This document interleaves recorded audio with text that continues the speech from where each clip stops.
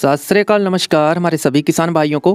किसान भाइयों, आज हम ऐसे खाद के बारे में बात करने वाले हैं जो गेहूं की फसल में बहुत महत्वपूर्ण होती है। खासकर हमारे किसान भाई इस खाद को नज़रअंदाज कर देते हैं और प्रयोग नहीं करते हैं। तो इसका क्या महत्व है, अगर हम गेहूं की फसल में प्रयोग करते हैं तो कितने अच्छे रिजल्ट मिलते हैं, इस पर भी बात करेंगे। अगर आपने पोटास खाद का प्रयोग नहीं किया है गेहूं की फसल में, तो अब आप इसका बेहतर रिजल्ट लेने के लिए कितनी मात्रा में करना चाहिए और कब प्रयोग करना चाहिए, आप लोग वीडियो के साथ बने रहें, अंत तक वीडियो को जरूर पूरा देखें। पोटास तत्व जो है किसान भाइयों, फास्फोरस, नाइट्रोजन, इस तत्व के बाद बहुत बड़ा महत्व होता है पोटास तत्व का। ज़रूरत अनुसार पोटास तत्व सभी फसलों में प्रयोग करना चाहिए। पोटास फसल के फुटाव में कैसे काम करता है, इसका क्या रोल है। पौधे तभी अच्छे से विकास करेंगे जब उनकी जड़ें लंबी होंगी, जड़ें घनी होंगी, जड़ें मजबूत होंगी। पौधा सभी तरह के ज़मीन से तत्व को, पानी को सोख सके, इसमें पोटास तत्व का भी बहुत बड़ा रोल होता है।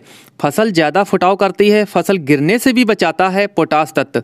दानों में क्वालिटी, प्रोटीन, कार्बोहाइड्रेट दानों में पोटास के चलते ही बढ़ते हैं। तनों को मजबूती देता है, फसल को कीटों व रोगों से लड़ने की सहन शक्ति बढ़ाता है। पोटास तत्व उपज बढ़ाने में योगदान, जब दानों में पॉलिनेशन के टाइम दानों को सिकुड़ने से बचाता है।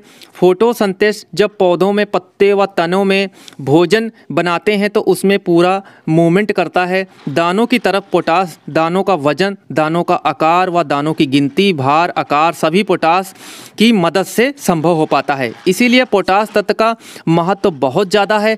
अब गेहूं की खेती में हम सब काफ़ी ज़्यादा मेहनत करते हैं अच्छे उत्पादन के लिए।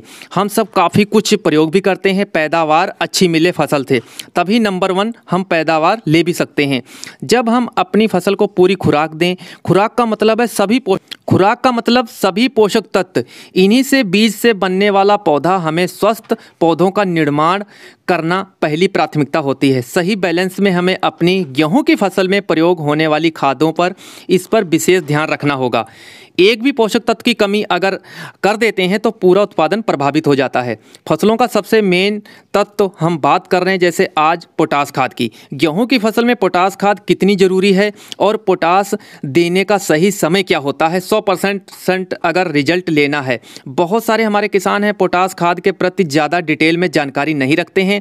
इस खाद को फसल में प्रयोग करने से रिजल्ट किसान भाइयों आखिर में जाकर पता चलता है, जब हमारा जो उत्पादन है कम मिलता है, दानों की चमक और क्वालिटी खराब आती है, दाने सिकुड़े हुए होते हैं, तब जाके हमको पता चलता है कि पोटास खाद हमने प्रयोग नहीं किया था। तो किसान भाइयों, गेहूं की बुआई के समय जब बेसल डोज के रूप में नाइट्रोजन और फास्फोरस यानी डीएपी देते हैं, तो उसी समय किसान भाइयों हम लोगों को पोटास खाद भी देना होता है। बुआई के समय लगभग 25 से 30 किलोग्राम प्रति एकड़, जो न्यूरोटॉप पोटास 60% वाली आती है, मिर्च कलर में होती है किसान भाइयों, ये 60% वाली।